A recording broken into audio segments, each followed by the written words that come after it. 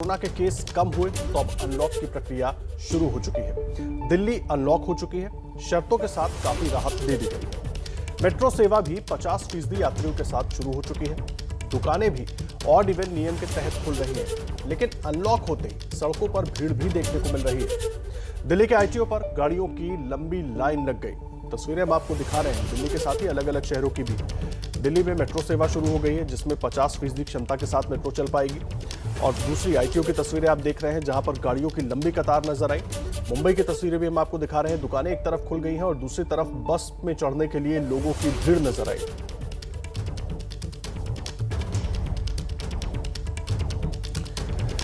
और देखिए, सवाल यह है, अनलॉक तो हो रहा है दूसरी लहर के बाद, ऐसा ही अनलॉक पहली लहर के बाद भी हुआ था, लेकिन अब भी हम जिस तरह से अनलॉक हो रहा है और लोग निकल रहे हैं, निकलना भी जरूरी है, लेकिन जिन चीज़ों का ध्यान रखना चाहिए क्या हम उसके तहत आगे बढ़ रहे हैं ताकि हम तीसरी लहर से बच सकें। इन तमाम चीज़ों पर बात करने के लिए हमारे साथ दो खास मेहमान जुड़ गए हैं। डॉक्टर अनिल गोयल हमारे साथ आईएमए से मौजूद है, doctor Puneet Mishra community medicine AIIMS Delhi से हमारे साथ जुड़े हुए हैं। डॉक्टर पुनीत मिश्रा, बहुत स्वागत है आपका। मैं चर्चा की शुरुआत आपसे ही करना चाहूँगा सर। जिस तरीके से हम अनलॉक में जा रहे हैं, हम पहले भी एक बार अनलॉक में जा चुके हैं, इसी तरीके से लगभग नियम ऐसे ही थे, एक बार फिर हम उसी तरह से जा रहे हैं, लेकिन तस्वीरें फिर वही सड़कों पर भीड़, बस अड्डों पर भीड़, इसी तरह की तस्वीरें आ रही हैं। तो क्या जो लक्ष्य लेकर हम निकले हैं उसको पा पाएंगे?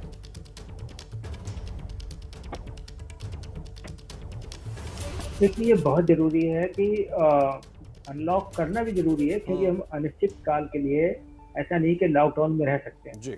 और इस चीज को मैंने कई बार बताया है कि जितनी सरकार की जिम्मेवारी है उतनी जनता की भी जिम्मेवारी है कि रोजगार जरूरी है, लेकिन साथ साथ अपनी सुरक्षा और बाकी लोगों की सुरक्षा बहुत जरूरी है। हमें लग रहा है कि इस बीमारी से हम काफी हद तक जीत रहे हैं, सेकेंड लहर में हम आगे बढ़ रहे हैं, लेकिन इस बीमारी के बारे में बहुत सारे अननोन्स हैं, हमें बहुत सारी चीजें नहीं मालूम है, तो हमें सतर्कता के साथ ही आगे बढ़ना पड़ेगा। मेरा इसमें यही कहना है कि जरूर आप निकलें, लेकिन कम से कम मास्क का उपयोग करें। अगर आप कपड़े वाला मास्क लगा रहे हैं तो डबल मास्क लगाएं, पब्लिक प्लेसेस हैं उससे बचेंगे। और भीड़ भाड़ जरूर होगी, लेकिन आप जितनी सोशल डिस्टेंसिंग बना सकते हैं, जितनी दूरी बना सकते हैं उतनी दूरी बनाएं, और जहां अत्यंत आवश्यक है उन्हीं कारणों से घर से बाहर निकलें।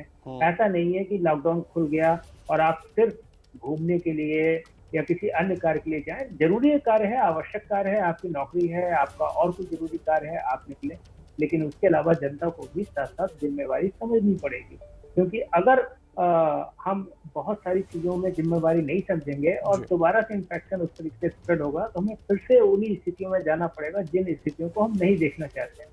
तो अत्यंत आवश्यक है, यही मेरा संदेश है और यही आपके माध्यम से सभी लोगों से रिक्वेस्ट भी है कि निकले जरूरी काम होने पे और सारे कोविड एप्रोप्रिएट बिहेवियर को पालन करें, और जो लोग एलिजिबल हैं वैक्सीन के लिए वो वैक्सीन को जल्द से जल्द लगें। जी, आप रहे डॉक्टर मिश्रा, हमारे साथ डॉक्टर अनिल गोयल भी मौजूद है। सर, आपका भी बहुत स्वागत है एबीपी न्यूज़ पर। मेरा बड़ा सीधा सा सवाल है सर, दिल्ली मुंबई सब जगह की तस्वीरें अपने दर्शकों को हम दिखा रहे हैं।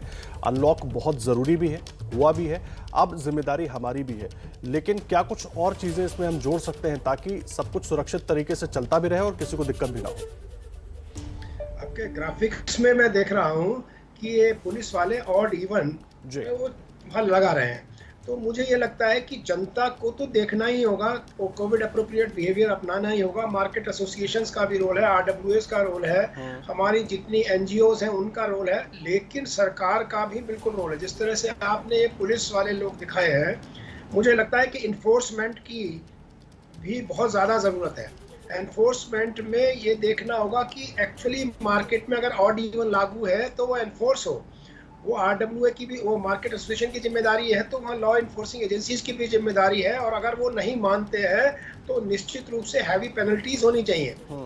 क्योंकि हमने ये देख लिया कि सेकंड वेव में हमारी हेल्थ इंफ्रास्ट्रक्चर चरमरा गई और हमने सड़कों पे लोगों को बगैर इलाज के प्रॉब्लम में देखा है। सरकारी अस्पतालों के बाहर 2-2 दिन की वेटिंग में एम्बुलेंस में लोगों को देखा। हमको ये नहीं चाहना है, हम कहते हैं अलर्ट है। मुझे लगता है थोड़ा सा डर भी लगना चाहिए। अब आप इस बस के बाहर देखिए कि किस तरह से लोगों को कोविड एप्रोप्रिएट बिहेवियर मान ही नहीं रहे हैं।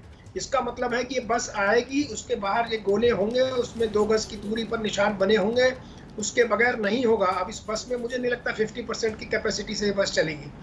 तो ये सारा बस ड्राइवर है, बस कंडक्टर, हम हर आदमी की, चाहे वो जनता हो, चाहे वो सरकार हो, चाहे सरकार की जो भी ट्रांसपोर्ट सुविधा है, मार्केट्स हैं, उनमें इन्फोर्समेंट की बहुत बहुत आवश्यकता है।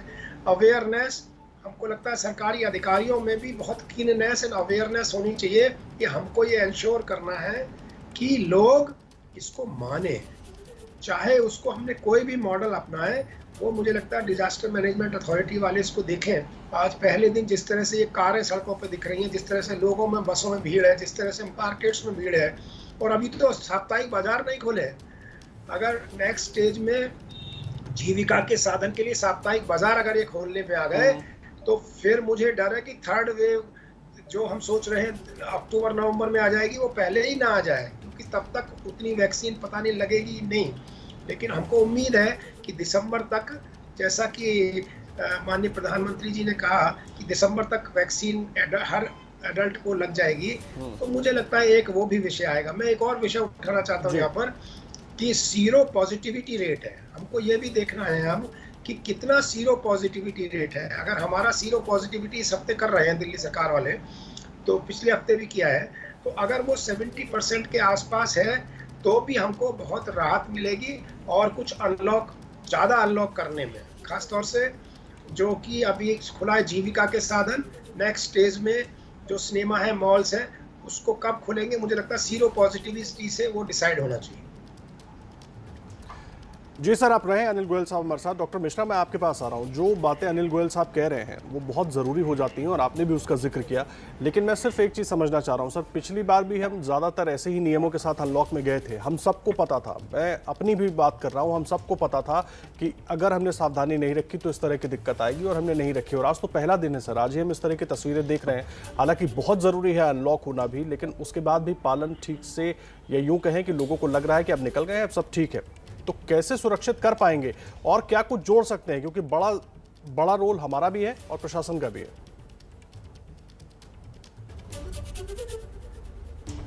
देखिए, मैंने पहले भी यही बात कही कि हर व्यक्ति को अपनी जिम्मेदारी निभानी पड़ेगी, चाहे वो जनसाधारण के स्तर पर हो या चाहे मार्केट एसोसिएशन के स्तर पे हो। विभिन्न जो संगठन है, RWS है, और जो लोग हर सोसाइटी में कुछ लोग ऐसे होते हैं जो नियम कायदे नहीं मानना चाहते हैं, तो उनके लिए जो भी प्रशासनिक कदम है वो जरूर उठाए जाने चाहिए। जहाँ तक पहली वेव की बात की और दूसरी वेव की बात की, इसमें थोड़ा सा मैं आपको बताना चाहूँगा। इस बार जो वायरस है म्यूटेट हुआ है, उसकी इन्फेक्टिविटी ज़्यादा थी, अलग तरीके से बिहेव किया है, सिम्टम्स कुछ डिफरेंट हुए हैं, और साथ ही साथ इस बार जो देखा गया है कि जो सेकेंड वेव में वायरस था, इसने घर में अधिकतर लोगों को 90 to 100% लोग इन्फेक्टेड हुए हैं as compare to first wave. First wave में 30 से 40% थे। तो इसका मतलब क्या हुआ? इसका मतलब ये हुआ कि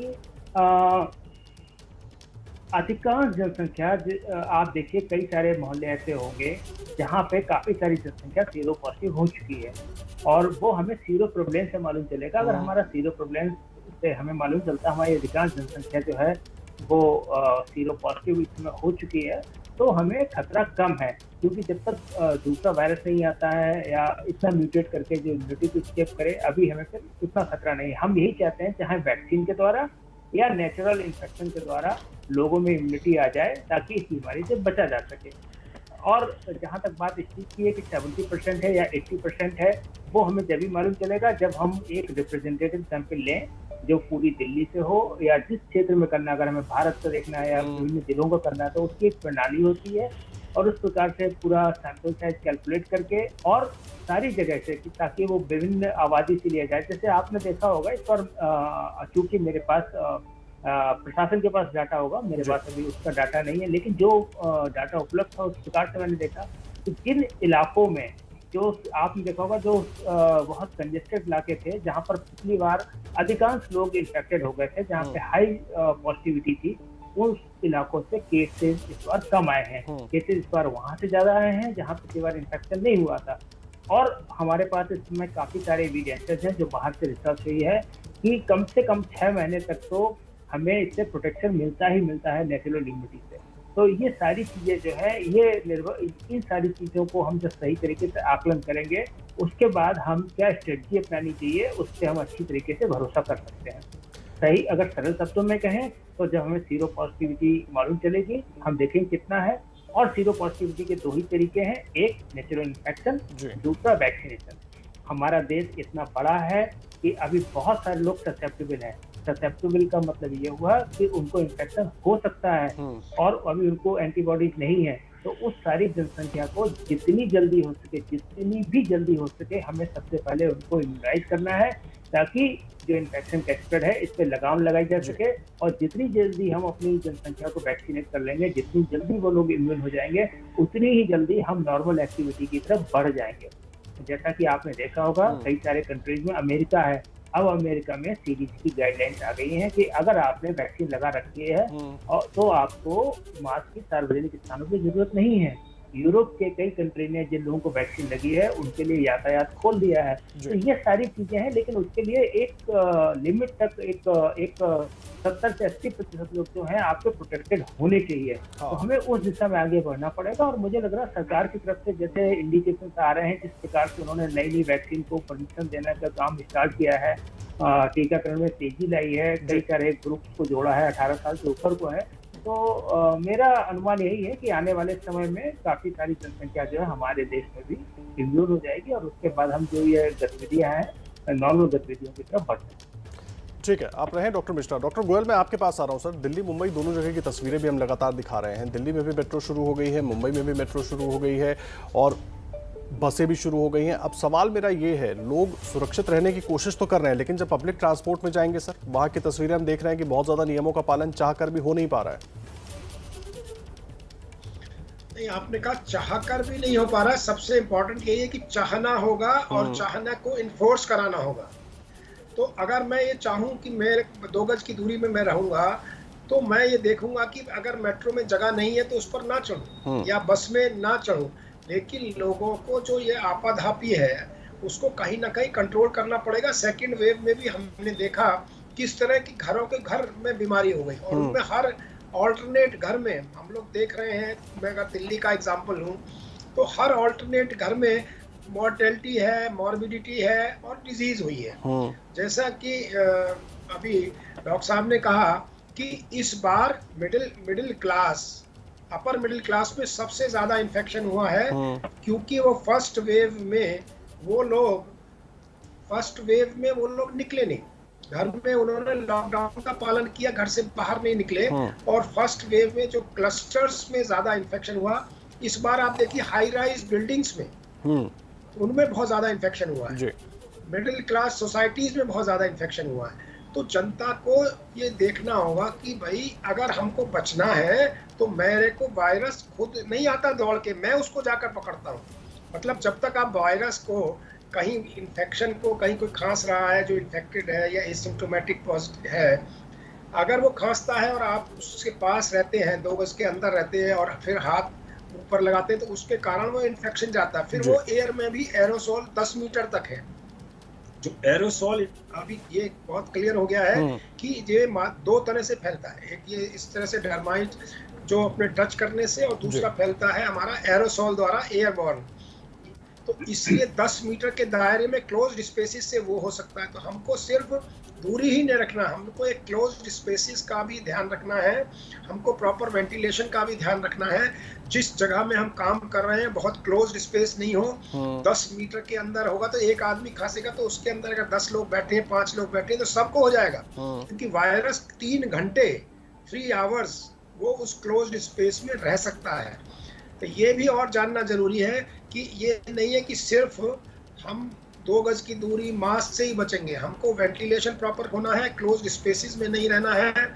और एक जो हम भी हमारा वर्क प्लेस है उसमें भी हवादार कमरे ऐसे होने चाहिए, एसी अगर है तो उसमें भी विंडो खोल के रखना चाहिए। ये भी हमको देखना होगा बचाव के लिए। इसकी पूरी गाइडलाइंस है, अगर आप जाएंगे तो उसको गूगल कर सकते हैं किस तरह से वर्क प्लेस पर आपको कोरोना से बचाव की क्या गाइडलाइंस है, वो आप देख सकते हैं। ये दूसरा पार्ट होगा। आपने ट्रांसपोर्ट की बात की, मैंने वर्क प्लेस की भी बात की। ये भी वर्क प्लेस के मैनेजमेंट को देखना होगा। जिस तरह अभी आप दिखा रहे हैं, देखिए बस के पास कोई दूरी नहीं है, कुछ लोगों में मास्क तक नहीं है। ये इनवाइट कर रहे हैं आप अपने घर में जाकर अपने बच्चों को इन्फेक्शन करने के लिए।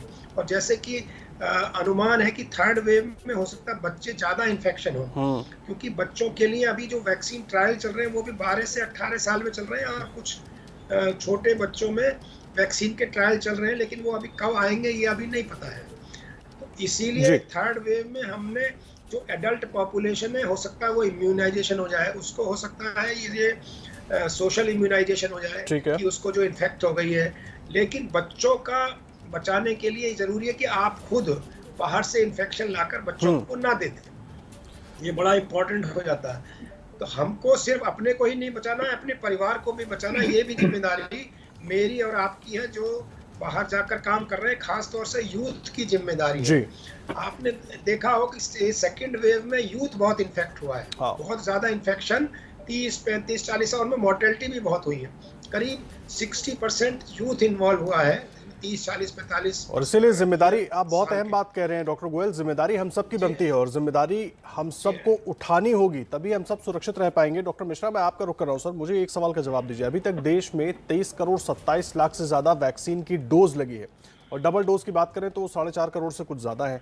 अब ऐसे में सवाल उठता है, एक तो जिस सीरो पॉजिटिविटी की आप बात कर रहे थे उसको पाने में हमें कितना वक्त लगेगा, और दूसरा सब कुछ खुल रहा है सर, अब माँ बाप निकलेंगे तो बच्चे भी निकलेंगे बाहर, और उनको सुरक्षित रखने का बहुत जरूरी होगा, वो कैसे करेंगे?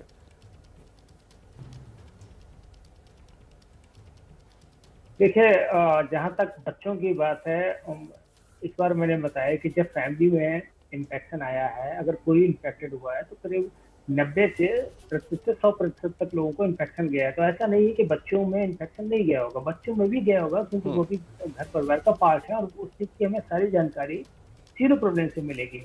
बच्चों में जब भी इन्फेक्शन होता है तो अधिकांश बच्चों में ये या तो एसिम्प्टोमेटिक रहता है या बहुत ही माइनर डिजीज रहती है, जो अभी तक है। हालांकि कुछ बच्चों में थोड़ा सा सीवियर हो जाता है, इन्फ्लेमेटरी सिंड्रोम हो जाता है, कई सारे ऑर्गन अफेक्ट हो सकते हैं, लेकिन उनकी तादाद अगर देखा जाए परसेंटेज वाइज तो काफी कम है।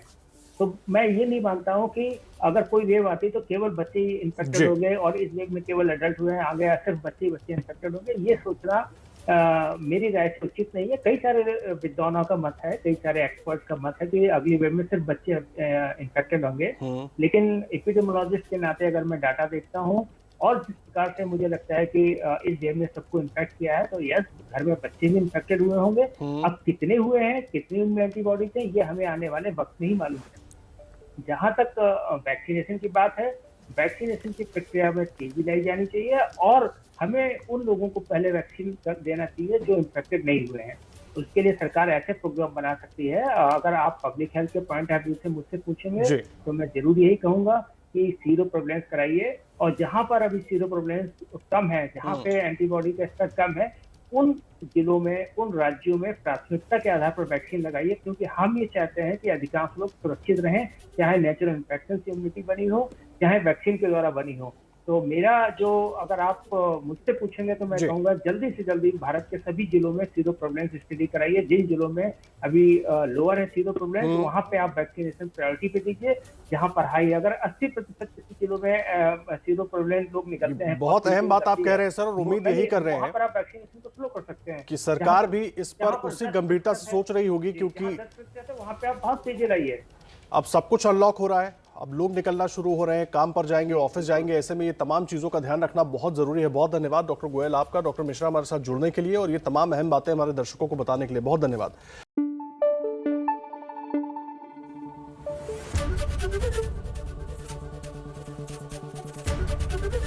एबीपी न्यूज़ आपको रखे आगे।